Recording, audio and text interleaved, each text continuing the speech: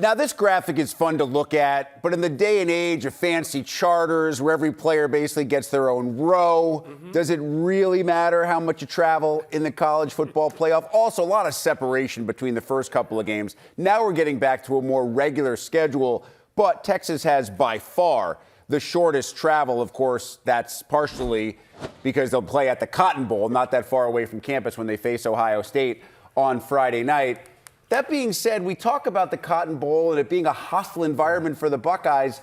Howard, I'm not so sure that there's another fan base in the country. Much respect to Tennessee, by the way, for the way that they showed up in Columbus. But there may not be a better fan base in the country in terms of travel with a football program than there is with Ohio State. Yeah, I don't doubt that they'll be there and they'll want to be at this opportunity to watch their team go out and have a chance to go into the championship game. So they are accustomed to going into hostile environments. But the fact is, every time Ohio State shows up to a road game, it's going to be a hostile environment because you're getting everyone's best. So I'm not so concerned about them going into this situation. For me, it's more about what happens between the lines than what's going on in the stands. Yeah, we saw the way that they played against Oregon, especially at the beginning. It was actually late in the game that home field advantage probably helped the most for the Ducks. Still, it was a 1-point loss against a team that at that point was number one in the country, until the rematch when Ohio State knocked them off.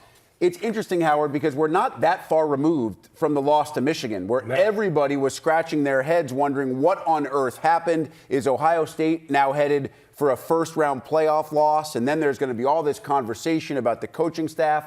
Since then, somehow the Buckeyes have gone from a team that everyone had questions about to the one team, I think, left in the bracket that people believe is the most question-free. Well, can you say that the pressure is really off? Although, obviously, I'm not so sure I'd go there yet. Obviously, winning the Big Ten and beating Michigan are stated goals that they do in Ohio State. Every year. I say they should get rid of those two goals.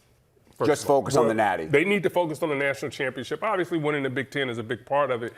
But I think it may be time, in the way college football is shaped right now and how your path to a national championship, that the emphasis needs to probably be spread out a little bit more and not to necessarily put all your eggs in one basket. But that's a discussion for another day. When you think about what this team is playing like right now, it's unbelievable because of what they're doing, not just on the offensive side, which gets so much of the credit, but defensively, this is a tough team to deal with because of the personnel that they have. And I think this is a great matchup when you think about what Texas has and what they can do in this game. I wonder if that Michigan game was almost a wake-up call in a sense. Now, I understand, especially on the defensive side, so many of the guys that came back, Sawyer, JTT, so many others, Cody Simon, that had never beaten Michigan. A lot of them said, we're not going to the NFL because we want a pair of gold pants.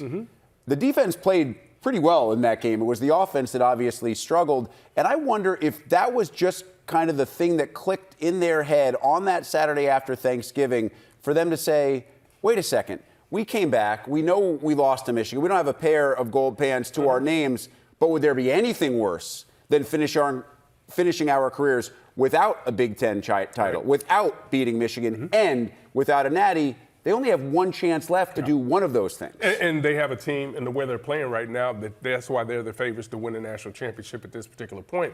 And when you think about the way they're playing and how they're approaching it, the pressure, and when I say the pressure is off, because they're playing as if it's off. They're coaching as if it's off. We haven't seen this team play like this until the last time they were in the 14 playoffs when they really exploded after losing to a Michigan team. So we've seen this before. We just have not seen a team as talented as Ohio State has been. This is the most talented they've had since we've been covering them, play at the level that they've played the last couple of weeks. And that's where they have to continue to play moving into this game. I also love, Howard, the play calling of Chip Kelly the last couple of weeks. I understand Chip's offenses, as much as he gets credited with being wide open and multiple, they've always been based on having really good running backs and a strong run game, and that's great. And they have that again with Judkins and Henderson. But the last two games, it seems like Chip Kelly went back to that old coach's maxim. How do we win games? We get the ball to our best player, and that player is Jeremiah Smith. And you can make an argument the second best player is Emeka Egbuka. And those two guys have lit things up over the last couple of weeks, and that pass game has then set up the run, which I think is now the formula for Ohio State moving forward. I think that you're right on when you talk about the pass game setting up the run, because most times you talk about being able to run the ball to establish play action. Well, guess what? They don't have to do that in Columbus. Jeremiah Smith, if there's a one-on-one matchup and Jeremiah Smith's out there on the flank, know where the ball is coming. It's over. You don't have to be an offensive coordinator to know that the ball's going to him. Yeah. And that's where it should go, because there's no such thing as 50-50. It's 90-10 when you're throwing to him. And then that continues to open up everything. So, again, in this game, I think you see a lot of pre-shifts, a lot of motion at the beginning of the play so that they can get a gauge of what the defense is trying to do. And, again, remember, Texas is going to make a ton of mistakes. Penalties, this is what they do. Yeah. They've done this all year. In this Ohio State team, you cannot make those kind of mistakes, particularly early, because if they go up 14-0, this is a hard game for Texas to try to come back. Yeah, Texas has a Thorpe Award winner in its secondary. They're really good on the back end, but to your point, they take a lot of chances. Yeah. That's the way that Texas is built. That's kind of the way that Steve Sarkisian operates as a play caller as well. And so when you look at this matchup, I just don't think that suits Texas well. Yeah. You don't want to be a defense that's taking chances against Ohio State, because if you miss on those chances, you're not missing for a 7-yard gain. You're missing for a 70-yard touchdown the other way. Yeah, so the question becomes, and we go back to the game versus Oregon, and you saw Jeremiah Smith in the slot and end up one-on-one versus the safety, and the safety had absolutely no chance at trying to cover that route. That was because pre-snap, they're moving around. In this game, I think if you will be able to get a real gauge for what Ohio State is trying to do, I don't think you'll see the same formations early, particularly in like the first 8 to 15 plays. They're going to be doing some different things there so that they can start to build a play sheet for what Texas wants to do defensively versus certain formations. Then I think you start to see this offense really explode. Let's go on the defensive side right quick, because their player at Texas is Helm, the tight end. So, right, that's where they want to go with the football. So now you say, well, who's going to cover him? You go back and think about the way Ohio State played Penn State, right? Tyler Warren, who we both know, this guy's going to catch a bunch of balls tomorrow, in a couple of days, so we know what he can do. They didn't go into man-to-man bringing Caleb Downs to cover him until it was twice, third-down situations. When that happened, they believe in what Ransom can do. They believe in Sonny style.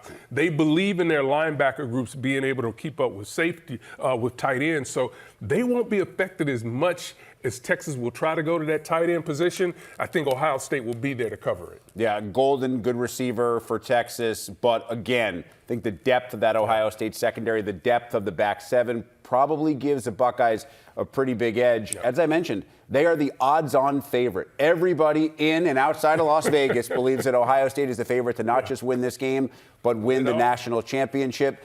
Should they do it, the conversation surrounding Ryan Day, I think, becomes a little bit different on January the 21st than it is right now, and certainly than it was on November the 28th.